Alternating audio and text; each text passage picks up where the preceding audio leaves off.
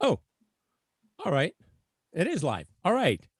Okay. Welcome to 1000 Ways to Be a Champion for Children. My name is Alan Friesen. With me is Mike Fox, who I'm going to introduce you to further in a moment.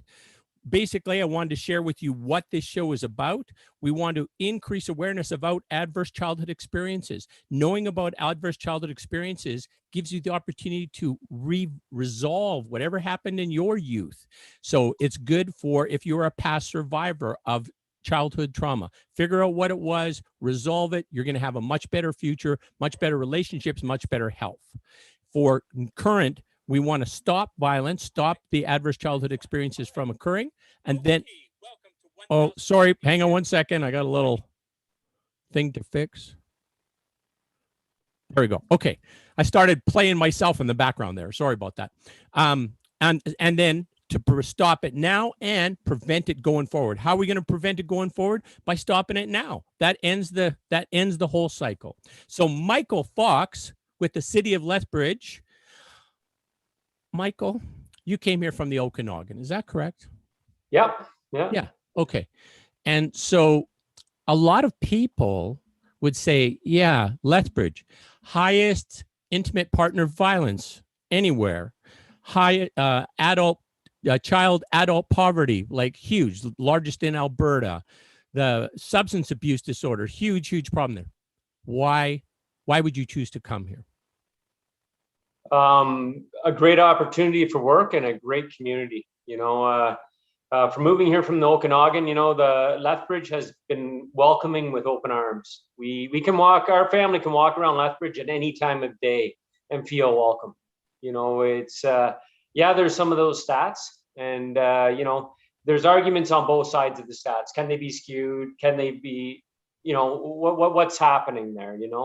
But I think every community has a root issue right now, and I thank you for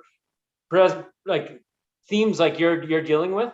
You bring an energy into this arena that is trying to get at the root issues, and what a great thing to be dealing with. And in Lethbridge here, there's so much opportunity, and everybody I meet is so wonderful, like so nice. They really care about people. So the stats are the stats, and we have to live with them. But I'm always the glass is half full type of person.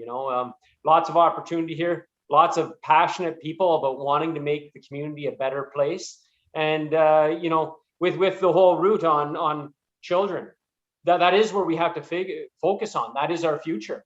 And in Lethbridge, I think we've got a great opportunity to look at that. It's fantastic. I talked to so many people in the community since I've been here, and everybody is saying, hey, how can we make our community stronger? How can we make our community better? And a lot of focus is on the children, our next generation. So nice. This is a fantastic community. Right. So you're really not here coming like despite the challenges that are here. You're here for the challenges that are here to make a difference here and making that our community a better, stronger, safer place. Yeah, there's people before me have set the groundwork, have put a lot of blocks in place. The current administration at the city of Lethbridge, there's lots of people have done a lot of hard work, lots of community groups doing that hard work, setting that foundation that we can build on. And it's amazing the opportunity that's here. There's a lot of places that don't have the statistics that we do because they don't track the information we're tracking here in Lethbridge. And the only way we can make a difference is to understand the issue and understand where the root problems exist. And if we understand that, then we can start coming up with solutions and not allowing somebody else to focus on what those solutions are from their perspective. But we have to involve the community, and we have to have that grassroots wanting to make a difference. And that's what I've been very impressed with here at Lethbridge is there are so many people like yourself that are wanting to make that difference and wanting to make that impact and get to down or upstream to stop that 360 cycle that's going on. How do we break that? And how do Yeah. we educate the public to start doing something about it? So, yeah. Yeah, exactly. I just wanted to show a little, let's see if I can find this here quick. No, that's not it. Oh, wait a minute. This one, maybe? No, that's okay. I had a little visual up that was on my desktop that it was on my other computer. That's why it's not here. Anyways, it had this whole wheel about adverse childhood experiences, and it was comparing no to 4 or more that have not been resolved, right? Have not been treated. And like everything from making bad food choices, from having cigarette addictions, from having having bad relationship challenges, from having problems learning, from having problems focusing, from having problems with your health. Like every facet of your whole life was impacted. But a lot of times, the trauma that a person today has experienced when they're a little person, it's ingrained in them that this is their fault. They're somehow less than a human being because, or less than a perfect human being because of the trauma that they experience. And it is not their fault. And they are enough right today. And we got to kind of get them to address and say, hey, 5-year-old Timmy who got raped by his dad, it wasn't 5-year-old Timmy's fault in any way. So Timmy, your dad was messed up, but buddy, you're okay. Let's get you, let's feel what you have to feel to heal and move on with life, right? And have the best possible life. So I think there's so much healing that can happen, and so much, as I'm with you 100%, Mike, in terms of so much opportunity to make a difference in people's lives, right? Yeah, the trauma is real, Yes. and a lot of people think that, trauma is with the other side, with somebody else. Trauma is dealt with everybody. I was explained once by a guy in emergency management, and he talked about a bucket and how that bucket is slowly filling out. And if we don't have the support mechanisms to empty that bucket before it overflows, we are all going to have an issue with trauma. Mm-hmm. So we need those support systems. Everybody does. And some of us are good at finding those. Others need help in finding those. And, it's even look at what's happening in the Olympics right now. Mental Mm-hmm. health is actually being spotlighted for the first time. There's people saying, the stress, the pressure, all this stuff. Well, that's a form of trauma in a lot of those cases. Mm-hmm. So it is a very serious issue, and we have to look at it, and we don't have to shame it. We have to be No. able to talk about it. We have to be able to express ourselves, and we have to allow others to express themselves in a safe environment. Yes. And it's very important. Yeah. Yeah, I agree entirely. And as safety goes up for an individual, their ability to function, to enjoy life, to have better health goes up.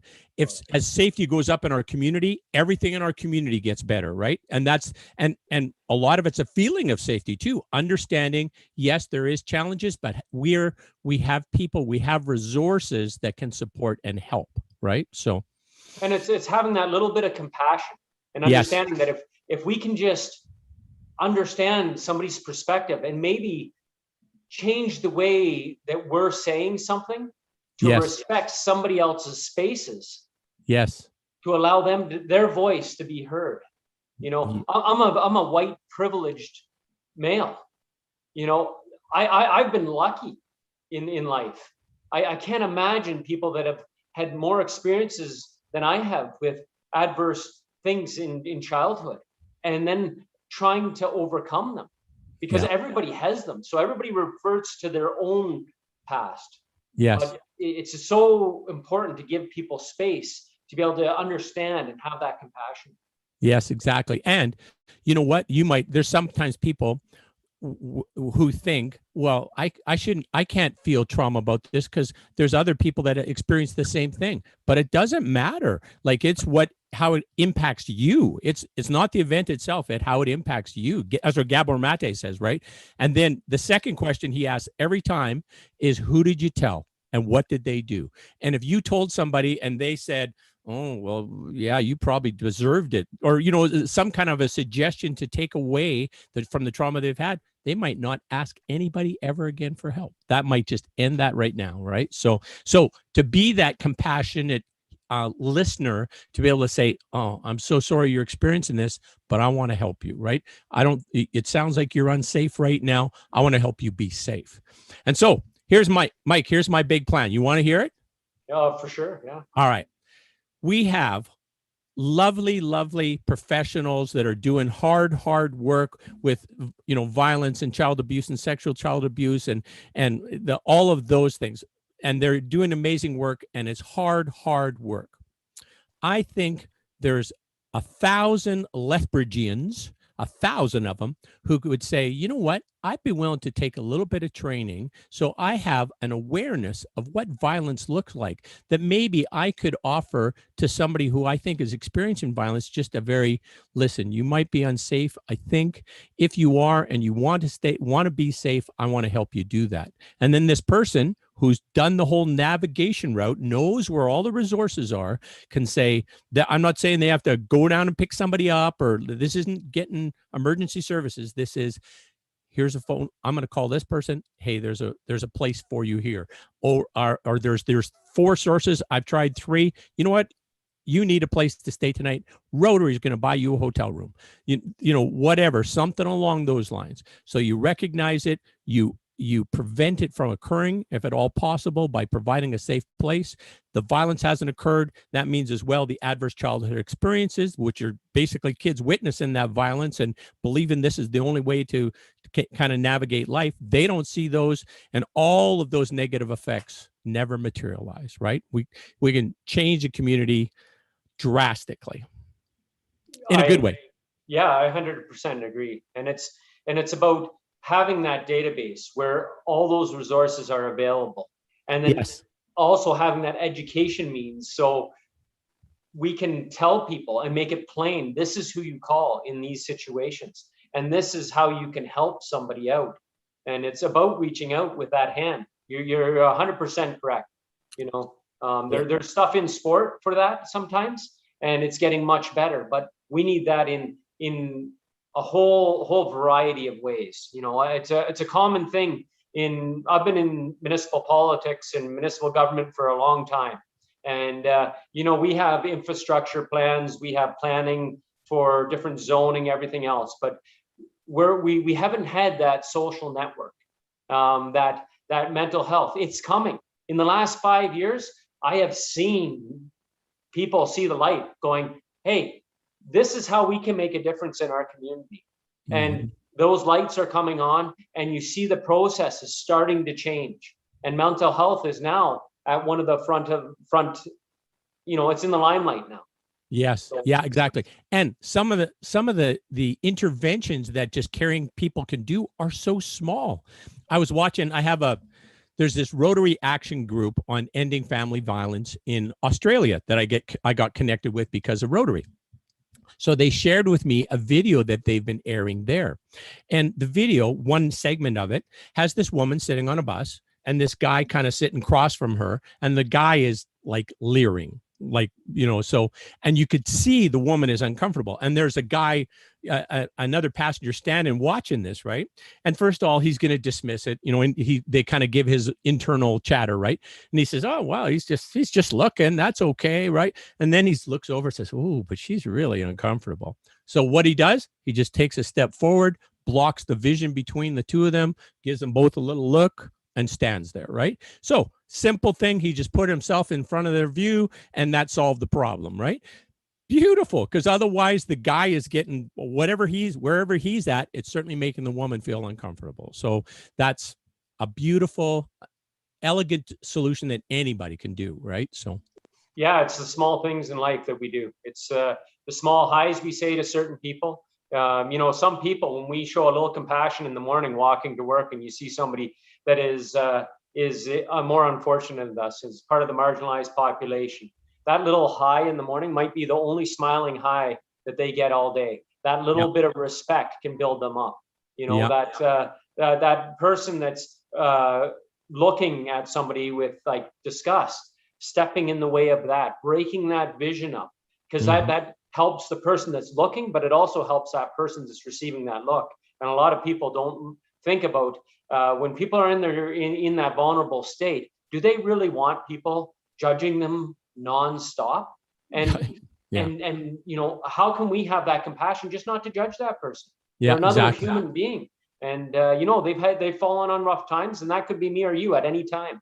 Yeah. We're all on that little trigger line where something could happen in our life where we could be there. And Mhm. you know, a lot of people don't think they could be, but we're all very close to that part. So yeah. Yeah, I agree entirely. Like, I mean, we're all in this together. I think COVID, one thing about COVID that it has done, it has made the awareness that we are really connected, and your health is very important to me, and my health is very important to you. We keep everybody healthy, and part of that is, of course, that they make sure we get people to make sure they get fed and they get medical care and they have some place to keep them safe at the night, right? So those are like super important type things, basics for any human that they need, right? So yeah. For sure. Yeah, it is the small things that stack up and the things that help. And you know, for a child or somebody in trouble, reaching out at those early times and interrupting that pattern is what we have to do. We have to know recognizing the sign.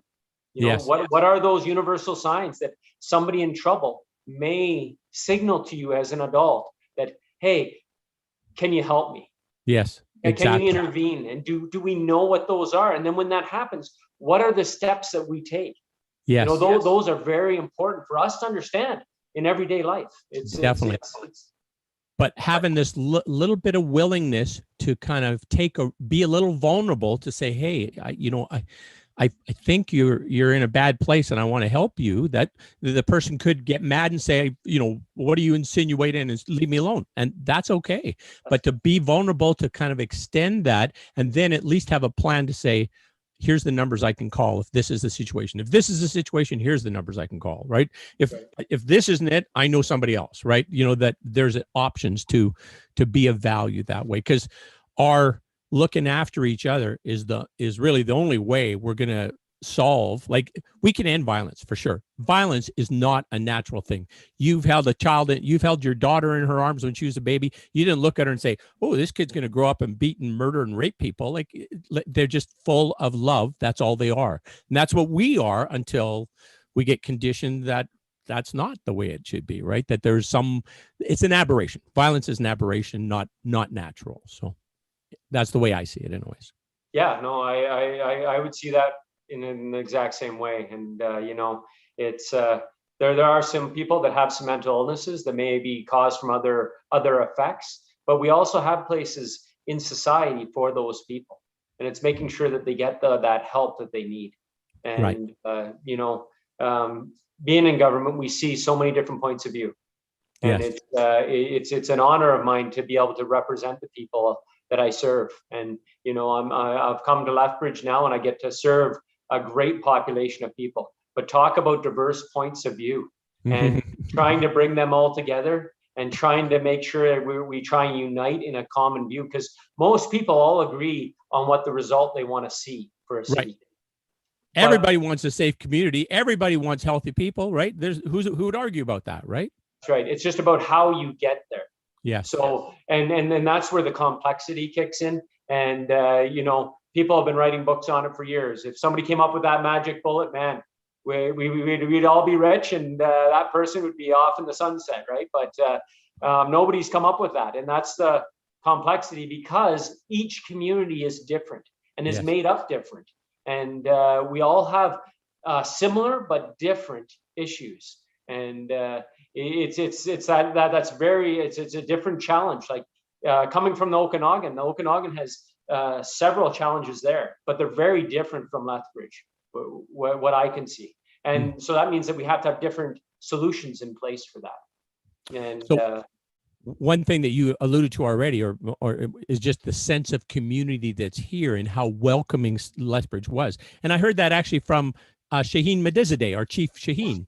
He had said the same thing. He moved here and people are saying hi and bringing him over potluck, and just like being very caring and compassionate and welcoming. So that's awesome. And you've had that same experience, and that community, that working together, that's where we can really have the impact, right? Definitely. Yeah, and I mentioned a movie to you a while ago, and it's The Mask. The mask we live in, and what a fantastic sort of picture that I would encourage to all your listeners to watch. Yes. I think it's inspiring, and I think it speaks to my generation, at least. I remember growing up in those exact circumstances and dealing with some of those issues. And it's interesting how we get preconditioned and in ideas. And what I see common in Lethbridge and in the prairie areas is very similar to when I lived in Nova Scotia. Mm-hmm. You don't know what you don't know.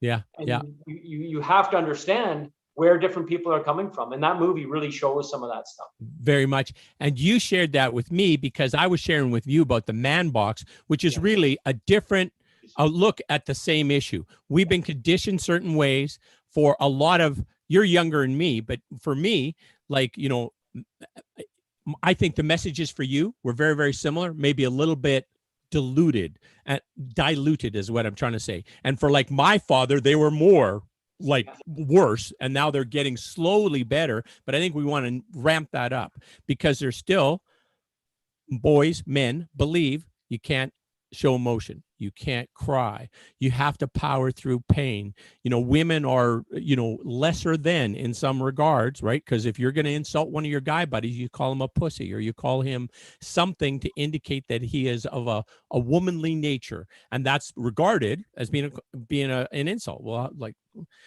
I'm kind of flipping this. Women are the superheroes. If you can make a human being inside your body, you're a superhero. Like it's just the contribution that women make to our society in terms of everything caring for human beings is way better than what you and I are doing, buddy. Yeah. So it's phenomenal. And, you know, I'm really happy to see a lot of organizations now hiring diversity and inclusion, and a lot of it is bringing in equity, and you know, not necessarily equality, but it's more of the equity part of it, and bringing that into their organizations to exactly do what you're talking about. You know, empower women, empower non-binary, empower all those people that are existing to have the freedom to express themselves and give them that space and allow for that to happen. You know, it's right.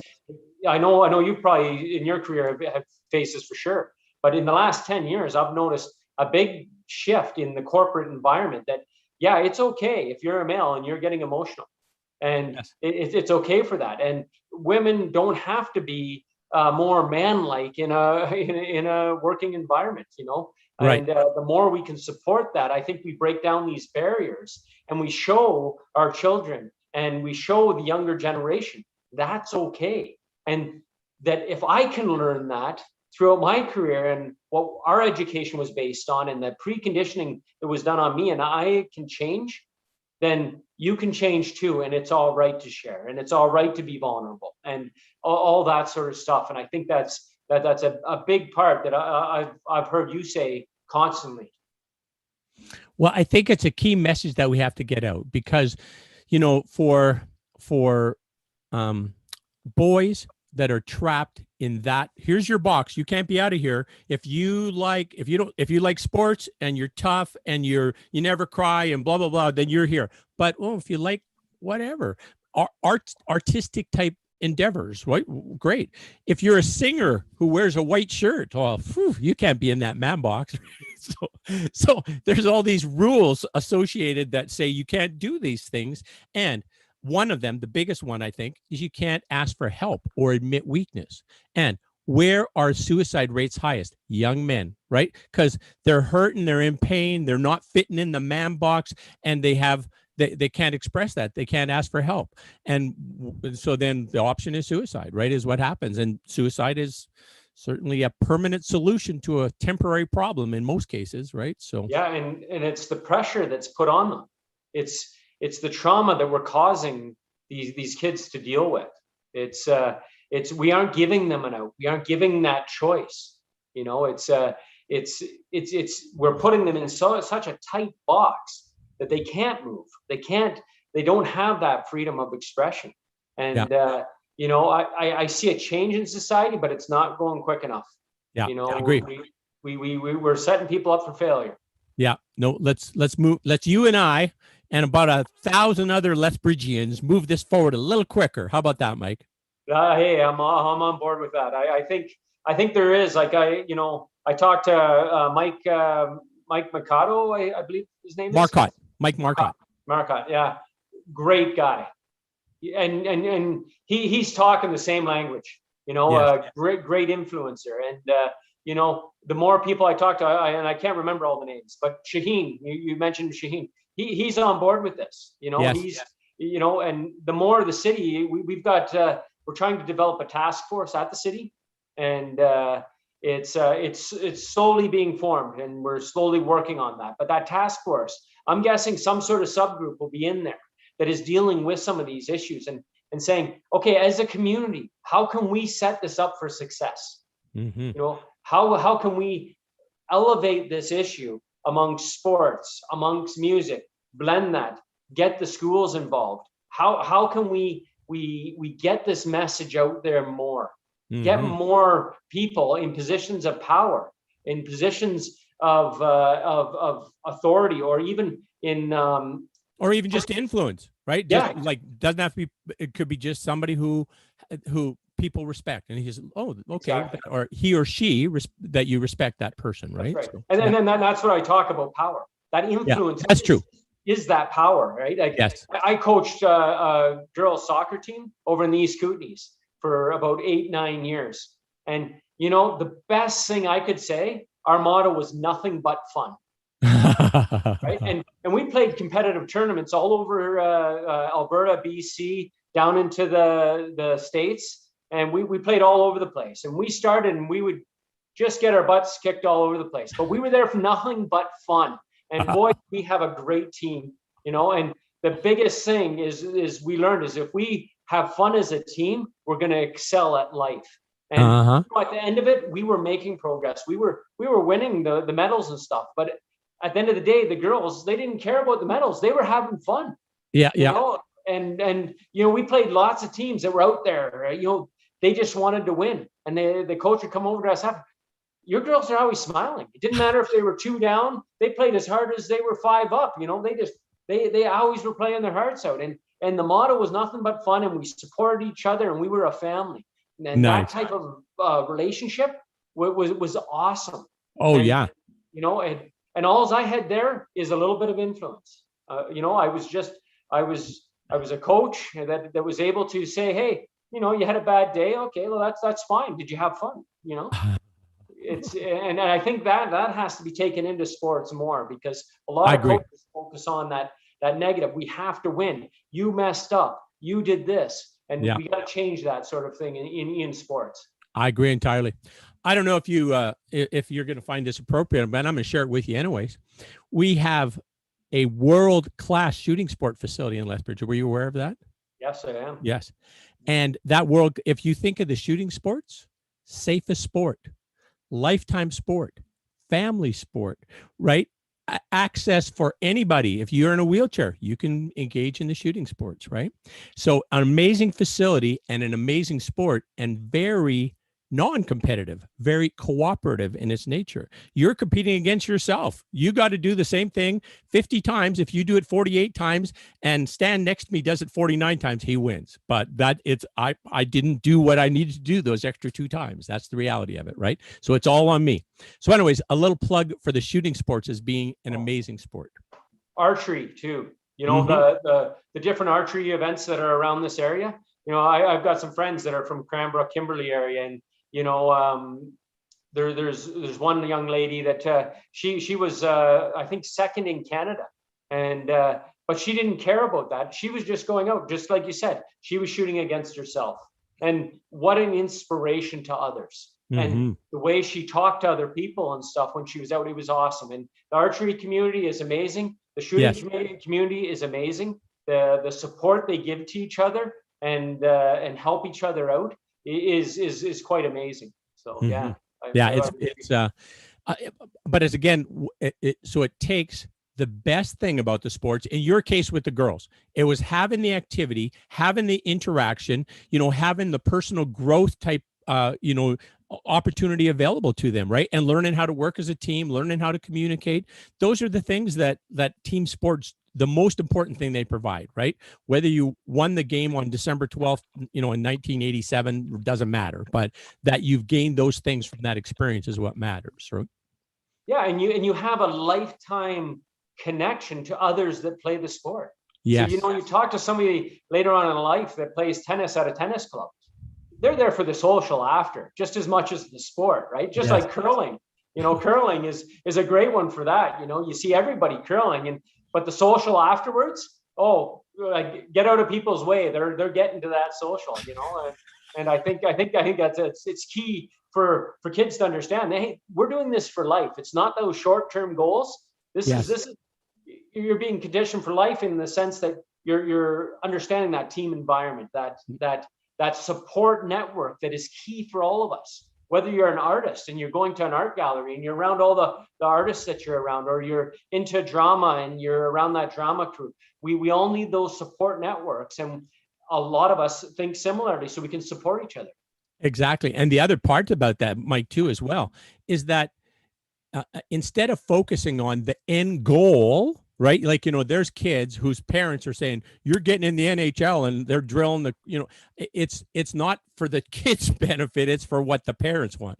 So even if it's nothing that will become a professional or a paid thing, how about the enjoyment of doing the activity, right? How about that? That's important.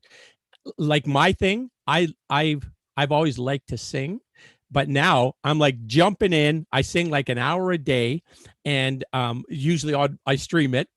And for me, is there a big goal in Vine? No, I just enjoy the activity. I love how it feels in my body. I love expressing whatever kind of emotion, or, that kind of a thing, or telling a story that I think is informative or edifying or educational or whatever. And so that for me is an enjoyable thing. No goals associated with it, just an activity that for the journey we're on right now, I'm enjoying doing. If somebody else likes it, great. If they don't, that's okay. Right. So. And then now that's awesome. Like, it's, my dad, he moved out to Nova Scotia to meet us. And at the time he played no instruments. So he gets out there and he goes and listens to a guy that plays the ukulele. Loved it. So he joins the seniors band playing the ukulele. Next thing you know, he has harmonica, he's got a couple other stringed instruments, and they're going to other senior homes and they're playing just for fun, right? And nice. Having a riot. And same sort of thing. They were just loving that moment in life. Yes. And the people they could share that joy with. And yes. Exceptional. That's beautiful. That's beautiful. So again, like the activity for the joy of the activity itself, that's super important, right? And then basically working with and connecting with others that have that same passion, that same joy, that same interest. That's amazing stuff. So yeah, it's sort of this new philosophy that you hear a lot of people talking about, and I thought about it really good. Why do we always focus on people's weaknesses, and that you got to get better at those weaknesses? Mm-hmm. No, that's the wrong frame of mind we should have. We should say, let's concentrate on your strengths, and we're going to make you the best you can be. Let's focus on, because the reason why they're weaknesses is because you don't like doing that. Yes. You aren't hardwired to love that. So, let's focus on your strengths, and we will find a way to work with your weaknesses. Yes, I agree entirely. And on that same vein, focus on the uniqueness, the unique talents the person has. Don't try and push them into this box. Say, oh, wow, these are the talent sets you have. Well, how about where would be the right fit for you, right? That's kind of what we need to do, as opposed to, oh, well, you got to change the fit in this box. How can your package that you're here offering to the world, how can you best actualize it, and how would the world most benefit from getting you in the right place, right? So. And as parents, we like to push ourselves on our kids sometimes in that sense. And what we have to do is we have to take a step back and look at, what are the strengths of this individual, of this person? And then how can we support that person to be the best in what they're being, and what supports do they need to be successful? Like, forget about my trauma in my past that I'm going to, launch onto you. We got to focus on your strengths so you don't have those same trauma. Yeah. Yeah, no, I agree entirely. And that's actually, I just, since I've been researching this and trying to make a difference here, understand and provide this this awareness, I probably study about 20 hours a week on this subject. And I just finished a course through Gabor Mate called The Wisdom of Trauma. And in there, he made it real clear, and I didn't get this, but it makes really good sense, that we as human beings have attachment and authenticity, two competing type things. And if as a person who's trying to do their authenticity, if we lose the attachment, if our parent disapproves of this, of whatever way we're trying to be our authentic self, well, we shut down, right? Because we need the attachment more than we need the authenticity. But that kind of comes at the compromise of who we are and who our best self is, right? And then, so if I was a parent today, well, I am a parent, but not a parent with any influence at this time. But if I could take parenting over and do a better job for my daughter, Caitlin Nicole Friesen, PhD candidate, soon to be Dr. Caitlin Nicole Friesen, if I could do the parenting thing with her again, I think I would be even more like aware of that she's different than me, and that's okay. Not trying to make her or mold her or direct her. Just say, okay, that's how you are. Great. Let's find the way that you fit, right? Like I would do a better job at it this time, I think. So Yeah, a lot of parents go, why do my kids leave when I'm 16, 17 to find themselves? It's because we didn't give them the freedom to find themselves in the first place. So they have to go out and find themselves because we've been putting them in these boxes. We've been pushing them down, And, yes. They'll come back. Once they've found themselves, they'll come back and say, hey, you weren't always right. You're human too.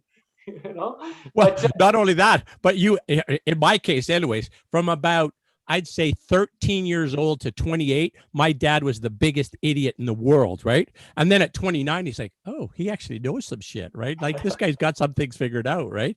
And then for the rest of my life, I had a much better appreciation for him. But that was it, right? He had a view for how I should be.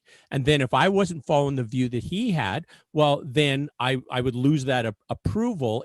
And so then I don't stay what's true on my path. I kind of deviate from my path to get close to what his vision of what I should be like, to maintain that connection, right? And in reality, I should have had both. I should have had a dad who said, I had a wonderful father, he was a great man, but I should have had a father that said, I recognize this kid is different than me. I'm going to give them whatever opportunities to try, and let's figure out what he is.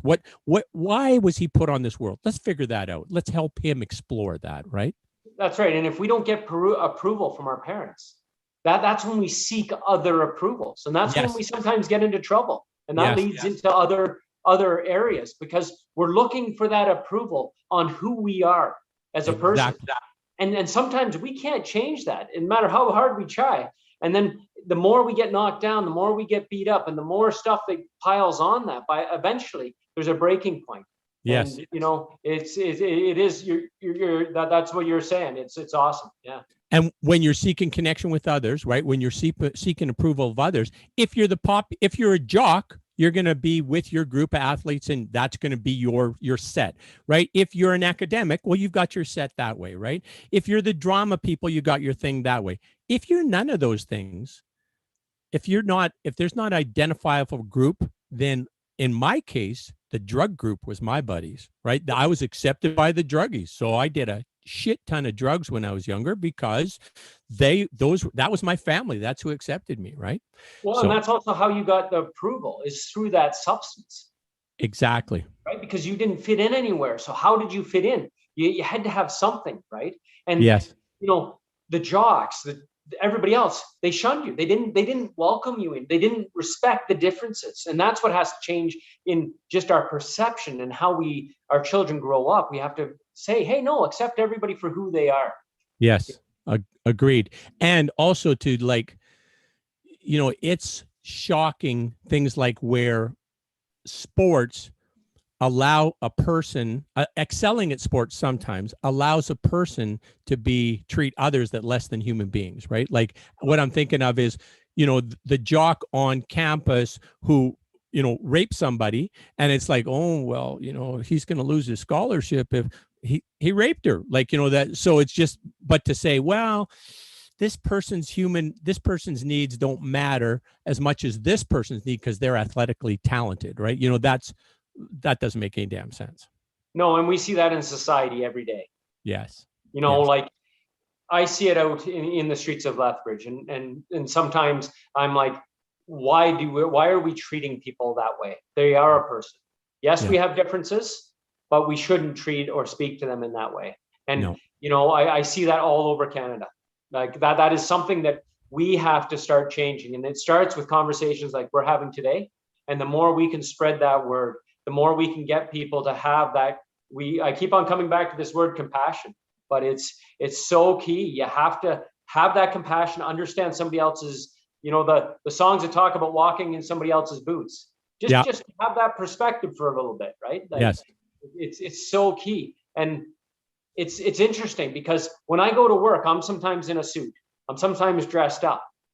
And when I stop and I talk to people, the reaction I get when I'm talking to them is so much different when I'm not working and I'm out just in my street clothes, my grubby stuff, and I walk up and I'm having a conversation then, and the way they open up to me, that marginalized population, because people that are more in suits and stuff seem to have an oppressive point of view on them.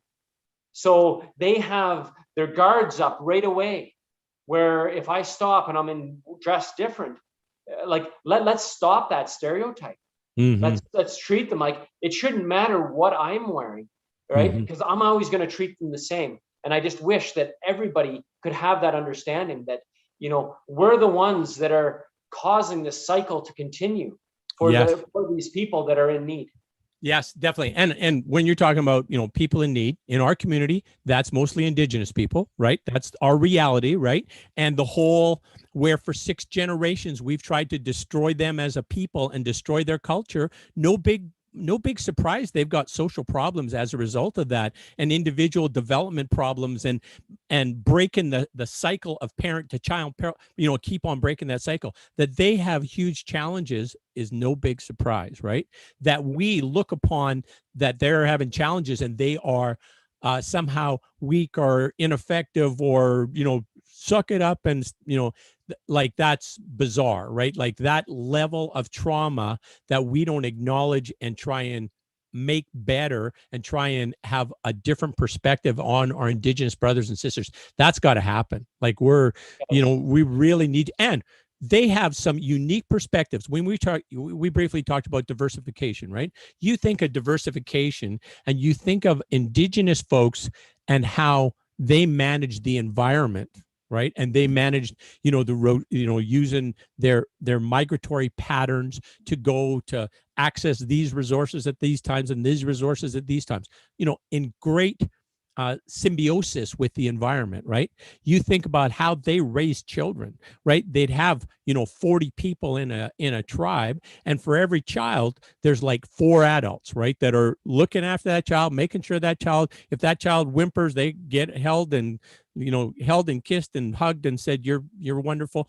That kind of, just, they had so many good things happening, like in terms of environmental impacts, in terms of being better humans, and in terms of having a very stepped process of human development. When Jimmy Two Shoes is 4 years old, this is the society he's going to be a part of, and at 8 years old, this is, I'm making up these things. I just know there's steps. What the steps are, I don't know. But basically, they had these rites of passage at the end of which you're a fully functioning member of the tribe, right? You're a community member. You know what to do. You know what your role is. You know the difference you're going to make, right? And they embraced the differences in their culture. Yes. Which is a key part. People that were different were respected, were put on that pedestal. We're honored in a lot of cases.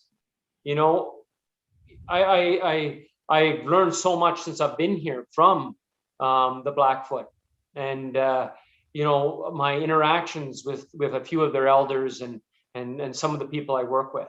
And I learned so much in the Okanagan from the Splat scene and the OKIB. I remember talking with one elder, and they said, we aren't asking to go back in the future or back in the past.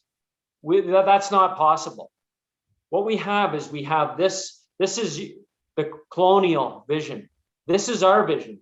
And they're two halves of a canoe. We have to blend those. And the only way we're going to move forward is if we're all paddling in the same direction.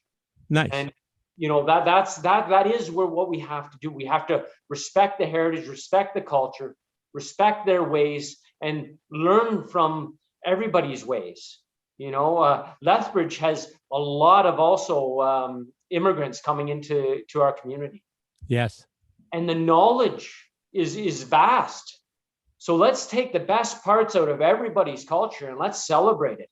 And definitely. Let's get rid of the oppression, the stigma, the fear, and let's celebrate each other. And I think that would take us a long way. Oh, I agree. And the compassion for others and the compassion for yourself too, right? Allow yourself to be the perfectly imperfect human being that we all are, right? That's okay. And just like go with it. Be you, and don't worry. The people that like you are going to like you, and the people that don't are going to ignore you. So that's okay. And we're human. We're all human.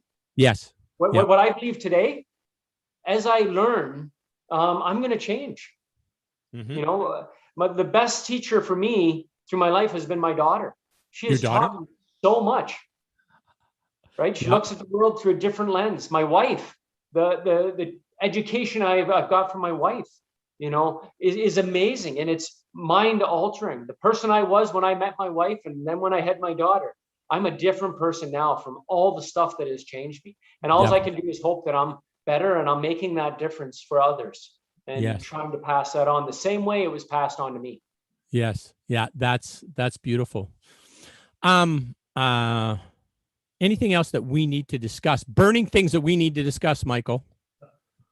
Well, I'd love to solve all the issues. It would solve all the issues, yeah. Oh, by the way, I've done this. I remember I was telling you all the research I've been doing on this. Part of the research I find is, how do you self-optimize? Let's say you find yourself in a low mood, or you find yourself in a low energy, or those kind of things, or you find yourself repeating thoughts that are negative in nature, that are you're such an idiot, blah blah blah. So I've learned some things through this process is how people heal, right? And so on Thursday night, if anybody's interested, Scott Sweetman and I on the show Hopifiers will be discussing polyvagal theory.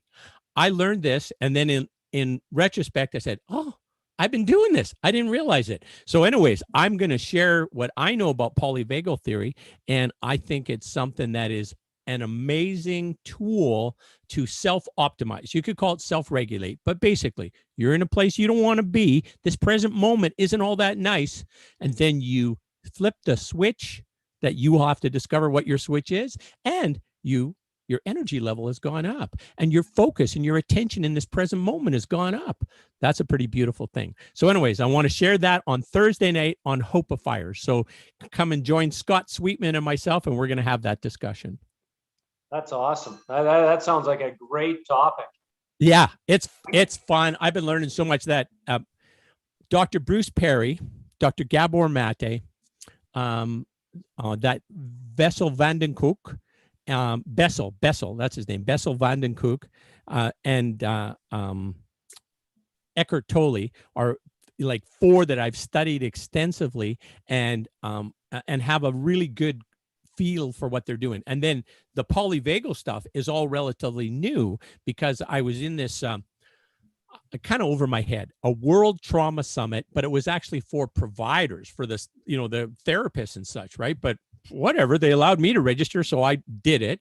And a lot on EMDR, which I understand fairly well, but then a lot Peter Levine on somatic experience, and then the polyvagal theory, and then the next is more like how you work, how you manage yourself to get into the ventral vagus, which is the one where you are, clear in your mind, and your body's relaxed, your body's restoring, your body's fixing stuff, your body's just getting everything back in order, right? It's resting and recovering. It's not alert and looking for threats. It's relaxed and safe and taking care of itself.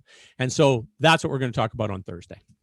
Awesome. I think I'm going to send you a link too for the Conscious Leadership Group. They do a quick 2-minute little drawing, and it talks about being above the line or below the line, and Cool. how we're hardwired to drop below the line, and Yes. how we can do things to keep us above the line, and the different things. Oh, It's a really quick 2-minute sketch. I show it to all my teams. Anywhere that I'm talking, I always start off with that. I love the clip. And whenever I'm down, I've been doing it for 7 years now.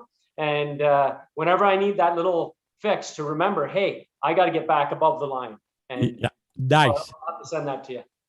That's beautiful. I would love to see that. Can I share one thing that I think has been a life changer for me as well? And I think this might be original. I don't know. I haven't heard anybody say it before. But basically, if you just make the decision that you are your favorite human being, you just decide that. You don't have to justify it. You don't have to earn it. You just decide, I am my favorite human being. That's a pretty straightforward decision, right? And making that decision, immediately your self-talk gets better. You don't, drop a cup and say, oh, you freaking idiot. Why blah, blah, blah. Say, oh, hey, buddy, you dropped a cup. Let's pay attention. Let's get, and then you move on, right? So it's a really easy way to improve your self-talk, like right now. That's an awesome advice. Yeah, because I remember evenings, and I'd be out having a conversation, and then I beat myself up for something that I said. Yes. But we're human. Yes. You're going to say some things that make you uncomfortable. Don't lose 2 nights sleep. You're going to function less. And that's exactly. Yeah. Exactly. You take a little mistake and compound it into a huge mistake by worrying about it. And the person probably who you're worried about, they probably forgot about it. Like, a lot of times you're worrying about something and 2 minutes later they moved on, right? So, yeah. Excellent. Hey, Mike, I think, unless you have any parting words for us, I think we're good to kind of wrap things up here. This was a lovely discussion. I think you're a beautiful human being. I'm so happy that you're part of our community. I think you're going to do amazing things in our community. I want to support you in doing those amazing things.